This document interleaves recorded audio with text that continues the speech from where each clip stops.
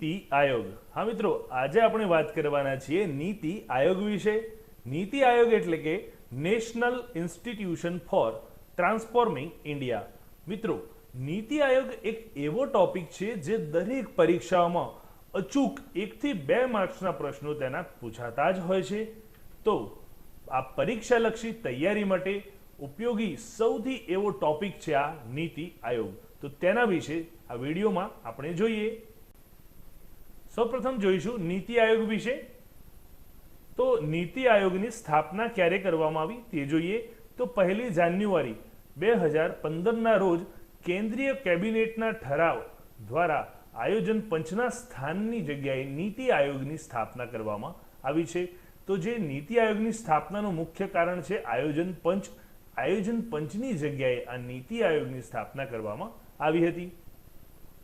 મુખ્ય મથક, તેનું મુખ્ય મથક છે નવી દિલ્હી। પ્રકૃતિની વાત કરીએ તો તે એક બિન બંધારણીય અને બિન વૈધાનિક સંસ્થા છે। ભૂમિકા, તો ભારત સરકારની મુખ્ય પોલિસી થિંક ટેન્ક અને સલાહકાર સંસ્થા છે।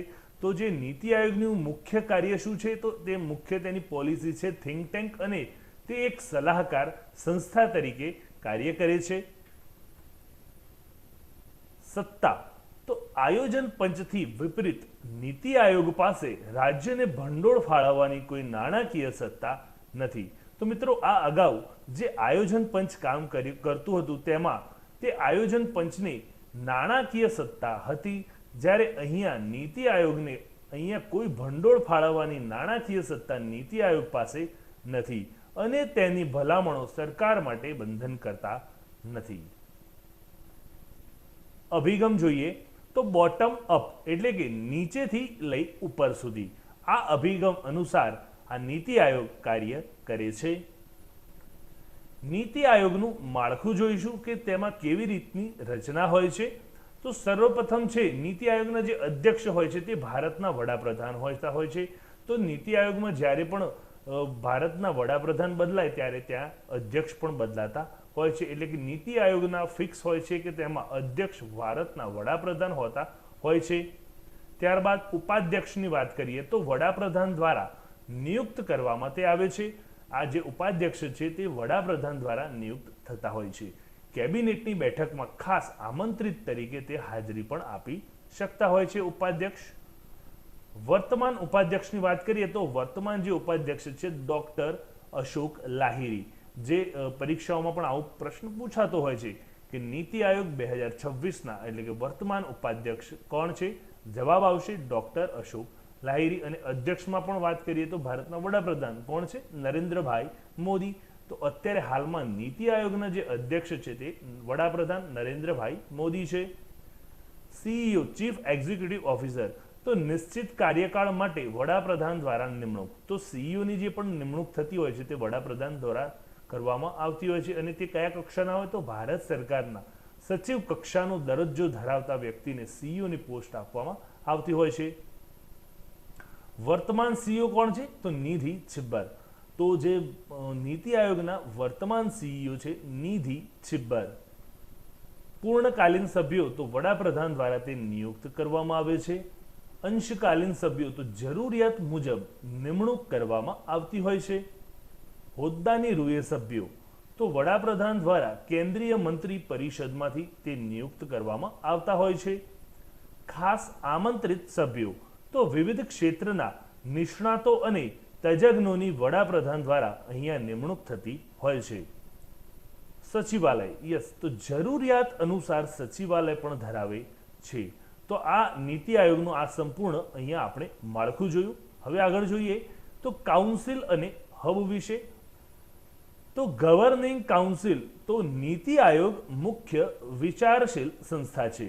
2015માં રચના કરવામાં આવી છે અને 21માં તેનું પુનર્ગઠન થયેલું છે। તેમાં વડાપ્રધાન તમામ રાજ્યો અને વિધાનસભાવાળા કેન્દ્ર શાસિત પ્રદેશોના મુખ્યમંત્રીઓ, અન્ય કેન્દ્ર શાસિત પ્રદેશોના લેફ્ટનન્ટ ગવર્નર, ઉપાધ્યક્ષ, પૂર્ણકાલીન સભ્યો, ખાસ આમંત્રિત અને હોદ્દાની રૂએ સભ્યો સામેલ હોય છે। તો જે આ નીતિ આયોગની ગવર્નિંગ કાઉન્સિલ હોય છે તેમાં આ જે આપણે વાત કરી તે પ્રમાણે બધા જ જે વડાપ્રધાન છે, કેન્દ્ર શાસિત પ્રદેશના લેફ્ટનન્ટ ગવર્નર હોય, પૂર્ણકાલીન સભ્યો હોય, આ તમામ વ્યક્તિઓનો, આ તમામ સભ્યોનો આ કાઉન્સિલની અંદર સમાવેશ થતો હોય છે.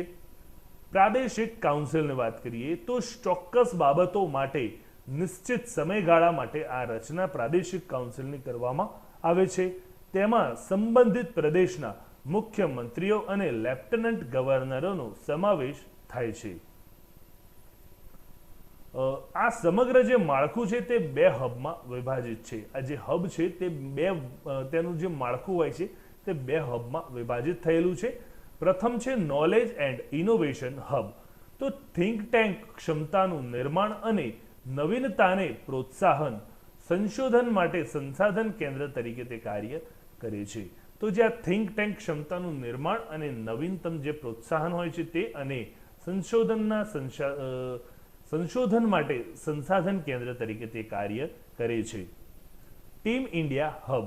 તો કેન્દ્ર અને રાજ્ય વચ્ચે પ્રાથમિક ઇન્ટરફેસ જે સહકારી સંઘવાદને પ્રોત્સાહન આપે છે. તો જે ટીમ ઇન્ડિયા હબ છે તે ખાસ તો સહકારી સંઘને તે પ્રોત્સાહન આપતું હોય છે. નોંધ.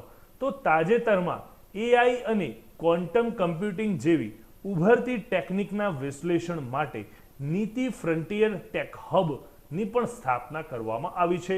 તો આવો પણ પ્રશ્ન પૂછાઈ શકે છે મિત્રો પરીક્ષામાં કે જે આ એઆઈના આવવાના કારણે કઈ જે હબ છે તેની સ્થાપના કરવામાં આવી છે, કઈ ઉભરતી ટેકનિક જે છે તેની સ્થાપના કરવામાં આવી છે.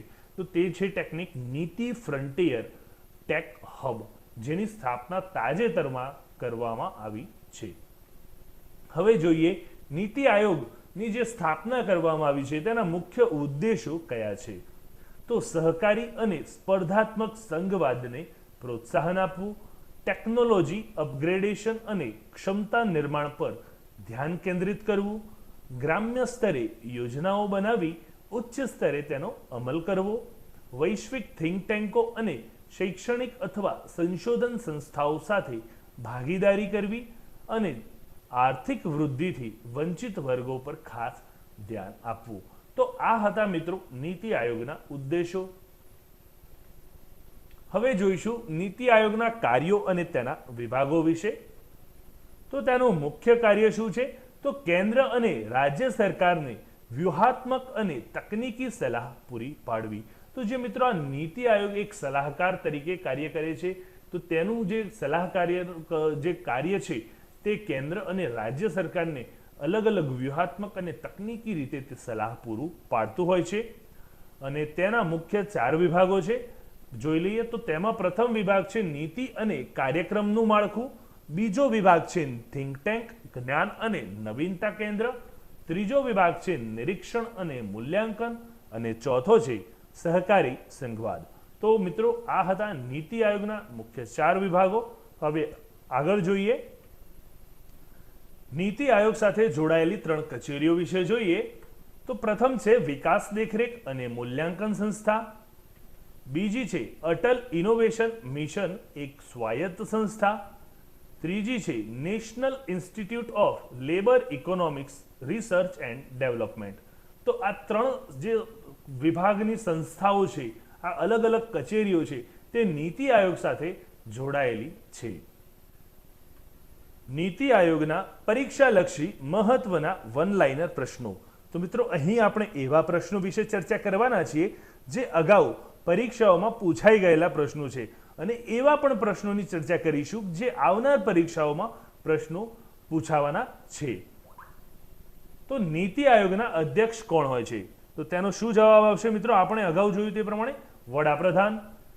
નીતિ આયોગની સ્થાપના ક્યારે કરવામાં આવી હતી? તો જવાબ છે 1 જાન્યુઆરી 2015ના રોજ આ નીતિ આયોગની સ્થાપના કરવામાં આવી હતી. નીતિ આયોગ કઈ સંસ્થાના સ્થાને રચાયું હતું? તો આયોજન પંચ જ્યારે કાર્ય કરી રહ્યું હતું તેની જગ્યાએ અહીં નીતિ આયોગને સ્થાન આપવામાં આવેલું છે. નીતિ આયોગનું મુખ્ય મથક ક્યાં આવેલું છે? જવાબ છે નવી દિલ્હી. નીતિ આયોગનું સંપૂર્ણ નામ શું છે? તો નીતિ આયોગનું પૂરું નામ શું છે? તો પહેલા નીતિ જે કેવી રીતે બન્યું છે NITI એટલે કે નીતિ, પણ તેનું પૂરું નામ શું છે? તો national institution for transforming India. NITI આયોગનો અભિગમ કયો છે? તો બોટમ અપ, નીચેથી ઉપર તરફનો છે. નીતિ આયોગ કઈ પ્રકારની સંસ્થા છે? તો નીતિ આયોગ એક બિન બંધારણીય અને બિન વૈધાનિક સંસ્થા છે. નીતિ આયોગનું મુખ્ય કાર્ય શું છે? તો નીતિ આયોગનું મુખ્ય કાર્ય શું છે? તે એક સલાહકાર સંસ્થા તરીકે કાર્ય કરે છે, એટલે કે સરકારને નીતિગત સલાહ આપવી તે તેનું કાર્ય છે.